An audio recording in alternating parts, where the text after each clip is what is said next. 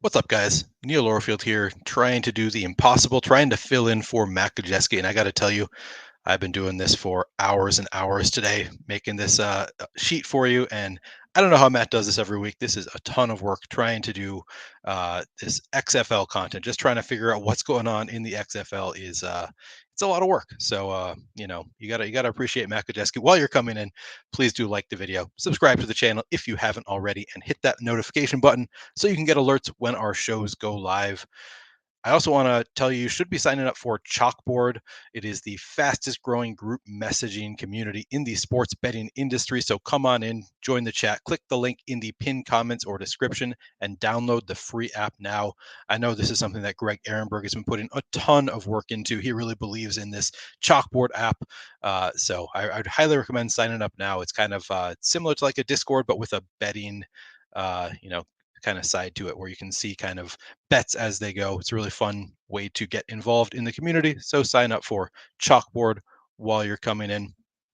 I'm just going to break this down game by game, doing my best Makajeski impression. And rather than going on to DraftKings and doing it there, I actually just made this Google Doc that I'm going to share with you as I go, going team by team. So starting with the Houston Roughnecks at Seattle Sea Dragons. We'll start with the Roughneck side of this game. No injuries at all actually on the injury report currently, which was kind of a surprise because Max Borgi was a surprise inactive last week. I think that's the biggest thing we're watching out for here. And always pay attention to the injury reports. They come out within the hour before the game. If you want to see where you can get that, I've been kind of looking at my own list here. I made an XFL thought leaders list on Twitter that I update whenever I see somebody new coming in with depth charts or injury news, that kind of stuff. So feel free to follow that on Twitter. It is public, but this is what I have been looking at to try to find injury news. And when that news comes out, it'll be on this list somewhere. So feel free to follow that list if you want to. But anyway, currently we don't really have any major injuries from the Roughnecks. Quarterbacks, you can see here the stats, and I wrote down the stats. For the most part, it's all just the stats from last week, so I haven't gone back for the entire season, but you can kind of see what the trend has been here. Brandon Silvers playing the majority of quarterback for the Roughnecks, 30 attempts last week, 24 completions, 241 yards, and 3 touchdowns. Not a bad week for Brandon Silvers. Cole McDonald has been coming in. He has been playing about 20% of the snaps in general, I believe. So that kind of cuts into Silvers a little bit, but I think Silvers' workload is still good enough that he's somebody I'm willing to play, particularly because I like some of his receivers. So I do like Brandon Silvers a bit here. Running backs, again, it's all going to come down to Max Borgi, whether he plays or not. I think if Max Borgi plays, he's going to be under-owned because he didn't play last week. He's up to 9,300. I think people are just going to be a little bit scared off of Borgi after the inactive last week. But again, week 3, he had 15 attempts. He was the clear lead back here for Houston. So I actually am going to like Max Borgi if he plays. If he doesn't play, you can see the split was pretty even here last week between Dejoun Lee and Bryson Aline. They each had 6 rushing attempts. Dejoun Lee just did much more with his. He also ran 12 routes to Aline's 7. It's probably going to be a split between those guys if Borgi does not play. I think they're both playable, a little bit too expensive for their role, but they're going to be not very highly owned. So they're playable in large field GPPs just as contrarian options, not as like great options who are likely to do great here. Nick Hawley also, again, he's a wide receiver. I think Matt has been saying this every week. He's a wide receiver who's listed at running back for some reason. They keep listing him at running back. Doesn't make a whole lot of sense, but he's 3,700, 16 routes last week. He had a touchdown earlier this season.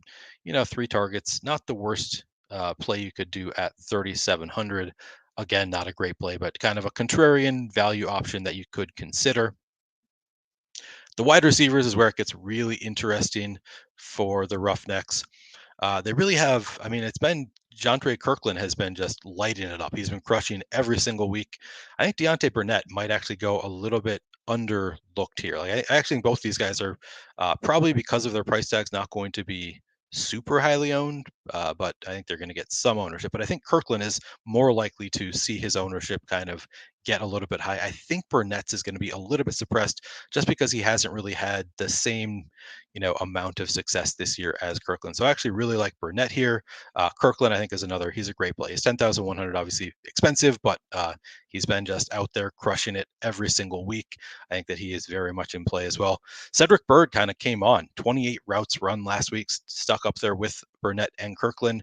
Pretty interesting there, and 7 targets within those 28 routes run, only 37 yards, but that kind of volume. I mean, just get in the end zone once, break one off. I think that's he had a lot of opportunities. So I do have a lot of interest in Bird as well. Travell Harris, of course, had the big game. It's hard to really predict what his ownership will be because he had the 2 touchdowns last week. I could see people chasing a little bit. I will say, in general, I think XFL people in these contests have been fairly sharp. They have not been chasing an excessive amount this year. I think it's been very stat based. People have been using projections, and the field has been a little bit sharper than I remember it being back in 2020. So maybe the field doesn't chase, but I think he's still a fine play. 6,200, 19 routes run, 4 targets last week. Very much in play. Smith, Putman, Garrett Owens. I don't think any of them are players that are going to make it into my player pool. But you can see they were on the field at least a little bit last week. Oh yeah, and I wanted to mention the Houston Roughnecks defense, which I think might be the best defense in the XFL, facing Ben DiNucci. Obviously, the Sea Dragons are a great offense, but DiNucci did have 3 turnover-worthy plays last week, according to PFF. So just something to worth note. Something to note there. I think that there's opportunity here for this Roughnecks defense, and maybe they'll go a little bit lesser owned than they usually would because they are facing the Sea Dragons and Ben DiNucci. So that's my breakdown for Houston. The Sea Dragons, also another interesting team. So this is the game that is tonight. 2 great offenses facing off right away. Of course, the most interesting thing here is Morgan Ellison was limited on the most recent injury report on Tuesday. Again, pay attention to that injury report because if he is in, Morgan Ellison is going to be a great play. If he's not in, we're going to have to consider Bradwell, Hammonds, and then they will become interesting plays. Maybe Hammonds the priority just because of the price tag. We don't really know what to expect here. More routes run last week. Yeah, I guess probably if Ellison is out, I'll play a little bit of Hammonds, but kind of hoping that Ellison is in because I will want to play Morgan Ellison. I think he might go a little bit under owned because of his injury designation might scare people off a little bit. So that's kind of interesting. But anyway, DiNucci, going back to the quarterback, DiNucci, I do think is one of the best plays on the board, maybe the best quarterback play on the board. His price tag is way up at 11,300 now, so that hurts a little bit. But man, 41 pass attempts last week, 264 yards, a touchdown. Doesn't do much on the ground, but has enough volume to really interest me. And then, of course, we love his stacking options as well, starting with, of course, Shakur Pearson up at 11,000. This is a very expensive stack. I think for that reason, we could see it go a little bit under owned, and then we can fill. So I think we can play the stack and just fill in with some value elsewhere. So don't mind DiNucci to Pearson. Again, 39 routes last week, 9 targets. That's just incredible volume. Blake Jackson right there. And for some reason, his price tag not coming up as much as it probably should. He's still 8,500. It's come up quite a bit, but still only 8,500. 38 routes run last week, 8 targets. He looks great. I think he might go a little bit under owned as well, but really across the board. That's the thing with this Sea Dragons team is the volume is so high. I mean, 41 pass attempts, I believe, was the most in the league last week.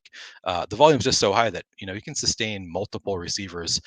So I wouldn't mind pairing DiNucci with multiple receivers here. So you could include Pearson in the stack. You can also get a little bit cheaper here, going with Jawon Green. I mean, 28 routes run, 6 targets last week. He did have the touchdown, so could get a little bit chalky. But I think that he is very much in play at 3,700. It's obviously going to be tough to do DiNucci with Pearson and Jackson and Gordon, but I think if you mix in VC, Green, these guys all have pretty elite volume. Like if you just compare their routes to some of the other teams on the board, even Damian Willis, 21 routes, that would be among the leaders on some other team. So I think the volume is there that all of these guys really are playable for the Sea Dragons. My preference in order would probably be Jackson just because of that price tag, followed by Pearson, followed by VC Green. I mean, Josh Gordon, he's kind of an enigma. He doesn't run that many routes, but he's getting volume when he's out there. He's getting peppered. So still pretty interesting. I don't want to downplay my interest in Josh Gordon as I list him down the list. I would rather play Ja'Cory Pearson if I am paying up. Josh Gordon's still going to get some ownership here, but he still is, the kind of player who can obviously put up 150 yards and a touchdown and just absolutely break the slate. So all these players I think are in play for the Sea Dragons.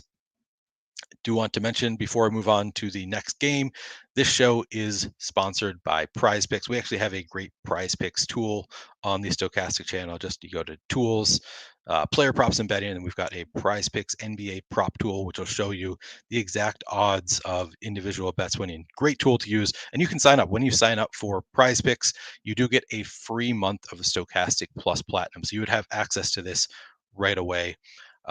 Along with a first match deposit bonus up to $100. So you put $100 into your Prize Picks account when you sign up, it's $200 immediately because they match that first deposit.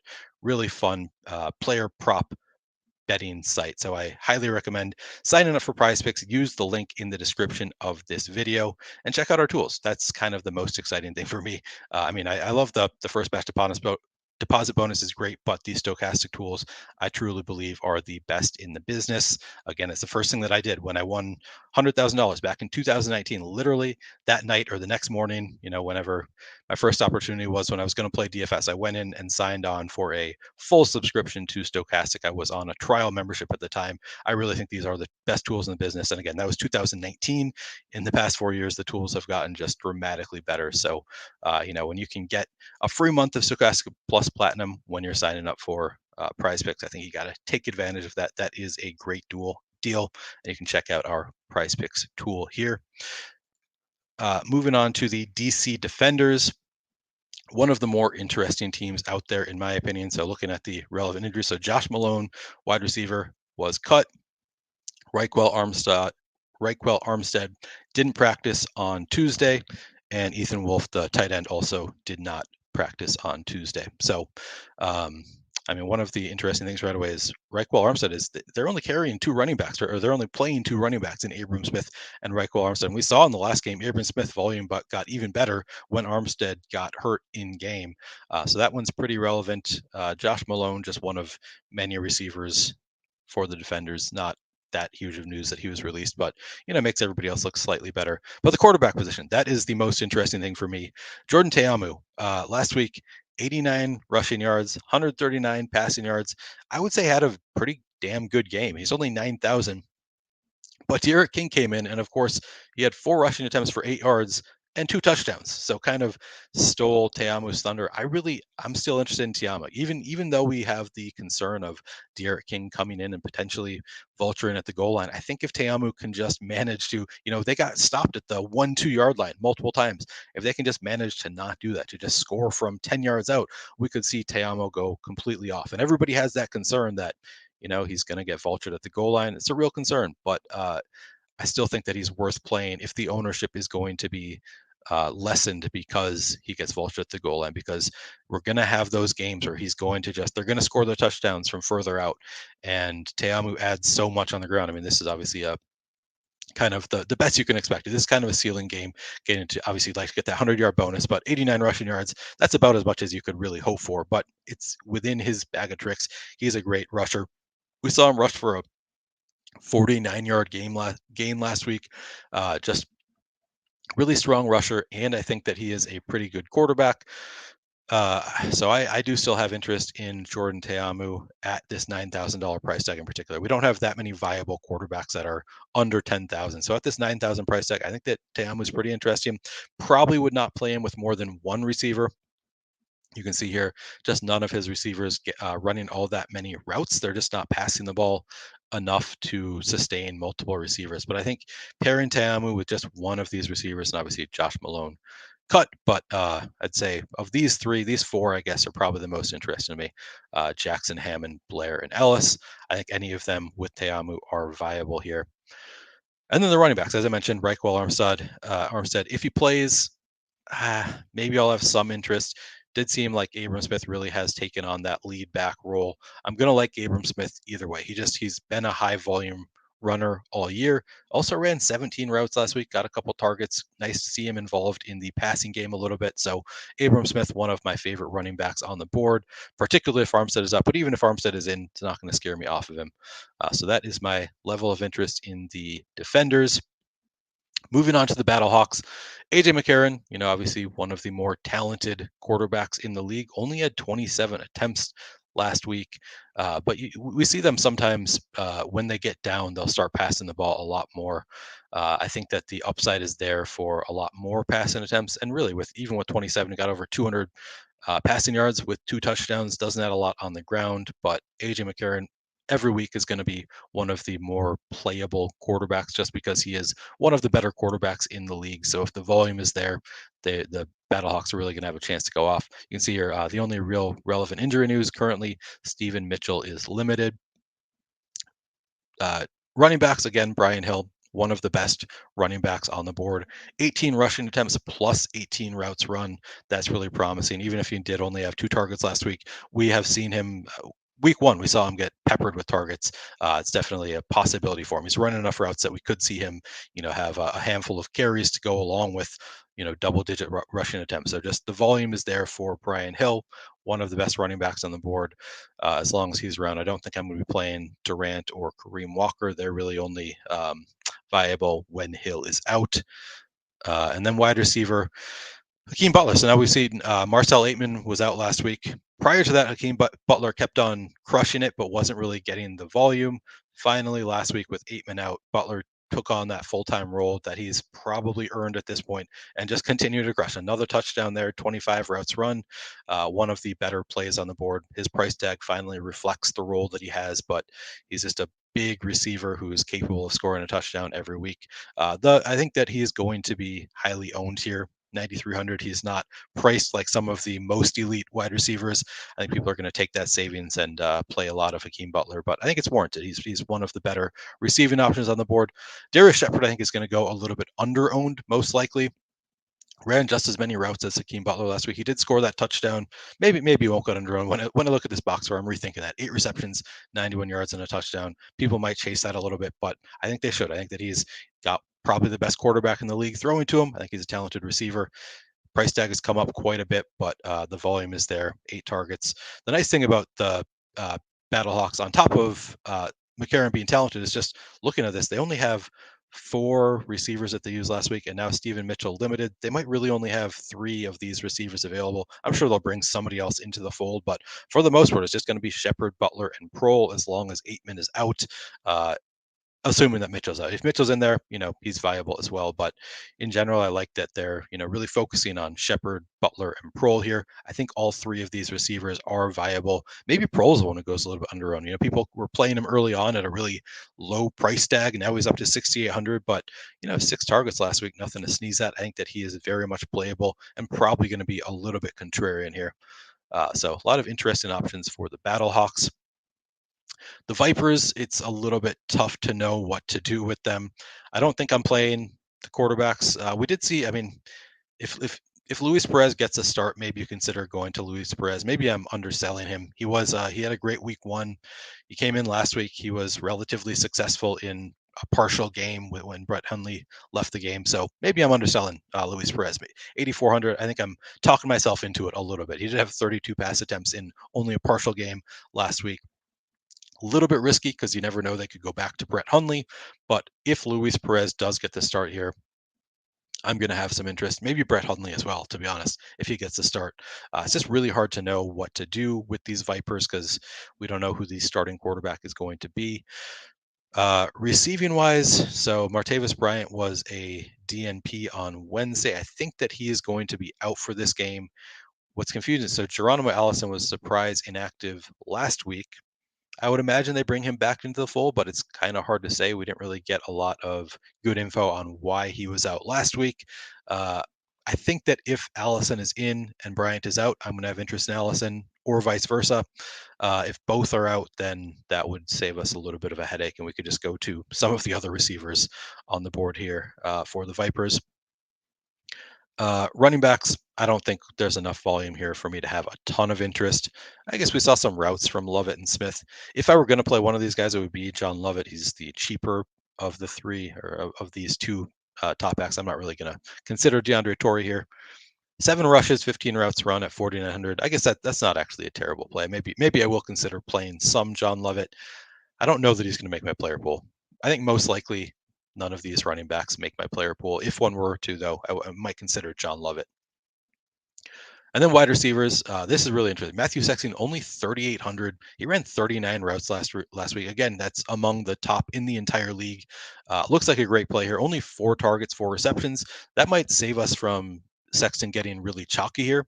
It really makes me more interested in playing some Matthew Sexton. Just that price tag, he's going to be one of the better point per dollar plays on the board, and we can at least hope that he doesn't get too chalky because he didn't do all that much last week. Jeff Badette has been crushing it all year. Price is right on him, 9,800, 38 routes run, 9 targets. He's a beast. I'm going to go right back to Jeff Badette as well. As I said, Martavis Bryant, if he's in, I'll have interest. If Geronimo Allison is in and Martavis Bryant is out, I'll have interest in Allison. If they're both in, I don't even want to think about it. I'll probably sprinkle them both in. And then Dillon, Sweeting, I think these are guys that are, I'm only likely to play them if Bryant and or Allison are out, and I think I would favor Sweeting over Dillon here. Of course, we did see the 2 touchdowns last week, so we do have, there's some risk that Sweeting gets a little bit chalky, but in general, my preference here are Sexton and Badette. After those two, if we have one of the former NFL receivers in there, in Bryant or Allison, I might have some interest there. Otherwise, you can consider Dillon or Sweeting as contrarian plays. I should remind you, if you use the link in the description of this video, you can get half off your first week of our XFL tools. Those include Matt Gajewski's projections, the cheat sheet that Matt and I both do, and more. And Gajewski's projections, again, man, this guy is he's a workhorse. He does so much work for us. He puts so much work into these projections. You're really at a disadvantage if you were trying to play XFL DFS without projections. So highly recommend signing up. It's not very expensive. It's like $11.50 a week, I think, with the half off. And Gajewski's projections are as good as anybody's in the entire game. So highly recommend signing up for our XFL in the description here. Orlando Guardians. Don't think I'm playing Paxton Lynch. Maybe I'll play. Let us see. Yeah, did have a good number of pass attempts, 30 attempts last week. Not one of my favorite quarterbacks on the board, but he is 8,000. The truly elite quarterbacks have kind of seen their prices rise enough that maybe this is a point where we need to be starting to think about Paxton Lynch. 35 dropbacks, 30 pass attempts, only 18 completions, but 267 yards. Got some decent receivers. Maybe I'm talking myself into it just a little bit. Just a little bit of Paxton Lynch might be in the cards. We saw Jermaine Martin kind of get supplanted, it seems, by Devin Darrington.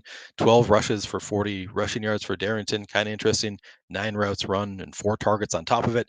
Looking pretty good there. At 3,000, Devin Darrington, probably the best value running back on the entire board. I think we can stop playing Jermaine Martin at this point with Darrington taking over. And then the receivers, part of my interest in Paxton Lynch is Lance Lenoir ran 39 routes last week, and he's only 3,300, 5 targets last week. He looks really good. Charleston Rambo, I think, still playable, and I think he's probably going to go a little bit under-owned. He did score the touchdown last week. Didn't realize he had only 2 receptions for 89 receiving yards, but 8,100, I think the price is right for Rambo for a guy who's running so many routes. He's been the lead receiver throughout the year. I think he's still the lead receiver here. Very much playable, and I think he's probably going to go a little bit under-owned just because of the price tag. So I do have some interest in Charleston Rambo as well. And then Eli Rogers, Cody Latimer, both very much in play. I don't think I'm going down to the Dedrick Thomas, Jalen Smith, Daniel Williams players here, but I think these 4 all in play for me. I think Lenoir, probably my favorite, followed by Rambo, Latimer, and Eli Rogers. I think that would be my order there, but some interest in all of those 4. Renegades. So we had Javonte Payton, did DNP on Wednesday. He was listed active on the depth chart today. So, pay attention to whether he's actually active. He might end up on the inactives list. That sometimes happens in XFL. Adrian Killen's cut, so we don't have to worry about him cutting into Davion Smith's workload at all. Not that we were all that concerned anyway. Kyle Sloter, the volume has been there. Hasn't looked great. Didn't look great in the USFL, but 39 pass attempts. That's pretty high volume. Only 23 completions for 205 yards. That's enough volume that he's at least somewhat interesting. Not a ton of receivers that we love targeting with him. Just spreads the ball around a little bit, but we can consider Kyle Sloter at 7,700. Davion Smith, one of the best running backs on the board at 7,500. See here, 9 rush attempts, along with 19 routes run and 4 targets last week. He's been just consistently getting volume both on the ground and through the air. 7,500, the price tag's still not probably as high as it should be. So I like Davion Smith quite a bit. Not going to play any Kenneth Farrow. Obviously, Adrian Killins was cut, so don't have to think about him. And then the receivers, Sal Cannella has been, I mean, he's a tight end, but lumping them all together here, he is the top receiver here. 7,600, 36 routes last week, 8 targets. Looks good. He's just been getting volume every single week. Kind of got a high floor here. And I think the ceiling is there as well. So I like Sal Cannella quite a bit at 7,600. Caleb Vander Esch, number 2 last week on the totem pole, 31 routes run. We actually we got listed starters. We got the depth chart already today, or whatever. The latest depth chart that they put out had actually Smallwood, Arconato, Vaughns, and Cannella as the starters, which I thought was pretty interesting after we saw Caleb Vander Esch run 31 routes last week. I think that I put more stock into what happened last week than the depth chart, to be honest. Kind of hard to know what to expect here, but maybe make Smallwood look a little bit more interesting if you think he's going to get the start. Could see an uptick in snaps, but in general, players I want to play here: Cannella. Cannella is the only real safe one. You could consider playing Van Der Esch at 3,000, even though he's not listed as a starter. The price is right. He had the volume last week, so I think he's playable. Arconato, this is kind of who he's been. He's been, running a decent number of routes, but not like an elite number. This is the starter. I think he's in play.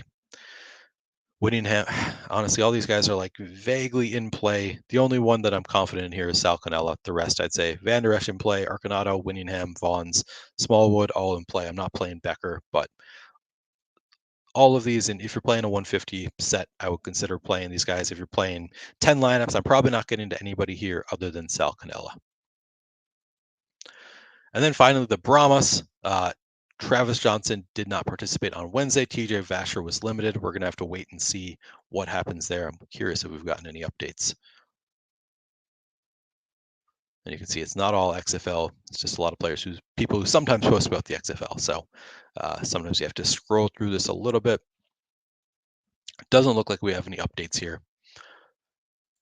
So we'll have to wait and kind of see how the wide receiver pool looks there for the Brahmas. But Jack Cohn, again, elite volume, only 189 yards on 39 pass attempts last week. Not great there. Probably not somebody that I'm playing here. Kalen Ballage, I think, is one of the more interesting contrarian running backs. I don't think a lot of people are going to play Kalen Ballage. He only had 5 rushing attempts last week. He did run 21 routes, though, and he's generally had pretty good volume as far as running backs in the XFL. So at 7,800, I played him last week. He looked great in the first quarter and then did nothing for the rest of the game. That is a riskier. Maybe he's not going to get as much volume as we want. As you can see, only 5 rushing attempts, but I think that there are game scripts where he's going to get a lot more involved. I think the ceiling is there for Kalen Ballage at 7,800 at very low ownership. I do have a lot of interest in him as a contrarian play. Don't think I'm playing Jock Patrick. Maybe 17 routes run makes me a little bit interested, but I'd rather just go to Ballage at low ownership. You can consider Patrick because he is only 5,000. 17 routes run is pretty good, but again, I'd rather go to Ballage. And then John Hillman, I don't think I'm going to be playing.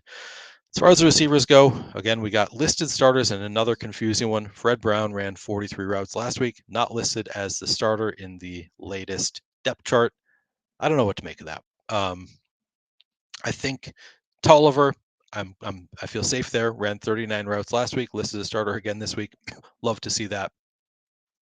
Vasher again listed as a starter makes me think that he's probably going to play here. Let me see if I can find this. Make sure I have this right. Yeah, so we've got Tolliver, Alize Mack, Vasher, and Doris Roberson, who did not play last week, knocking down Fred Brown, Travis Johnson.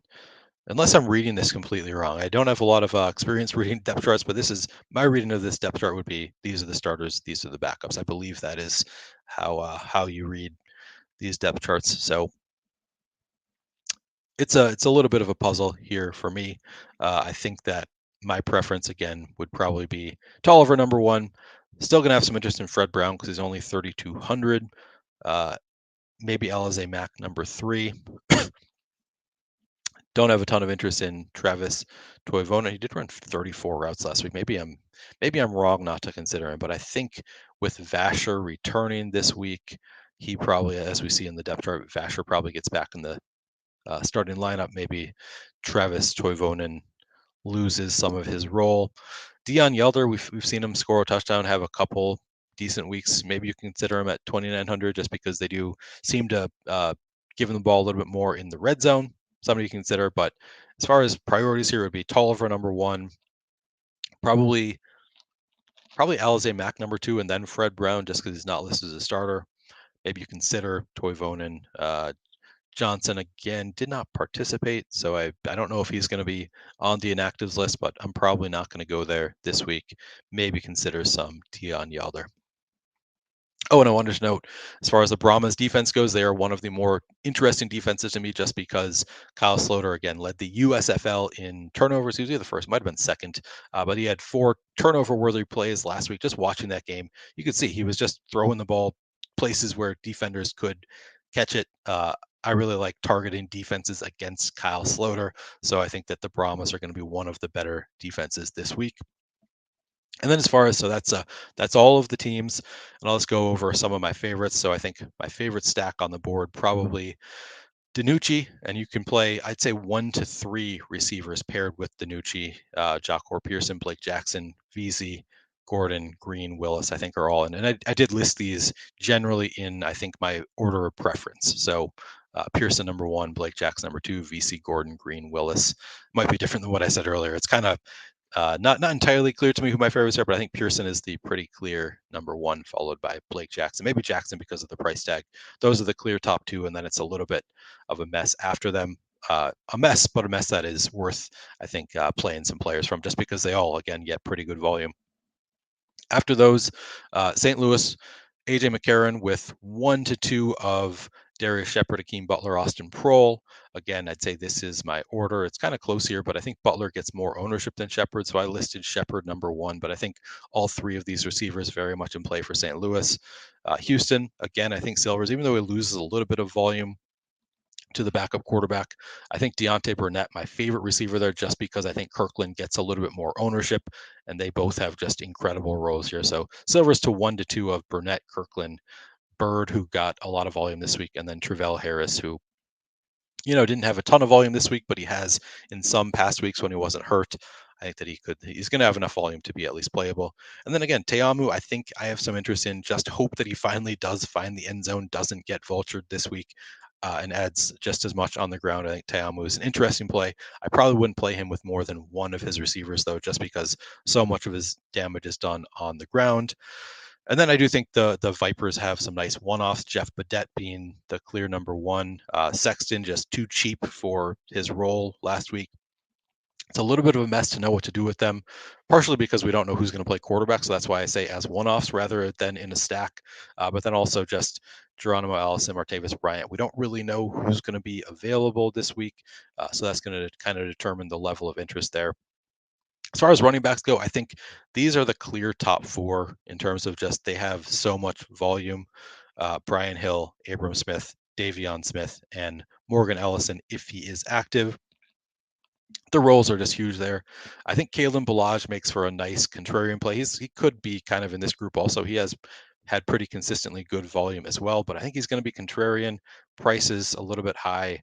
I like Kalen Ballage quite a bit this week as a contrarian play. And then Max Borghi, if he's active, unclear if he's going to be playing, but if he's active, I'm going to have interest there. Otherwise, you can go back to Lear Allen.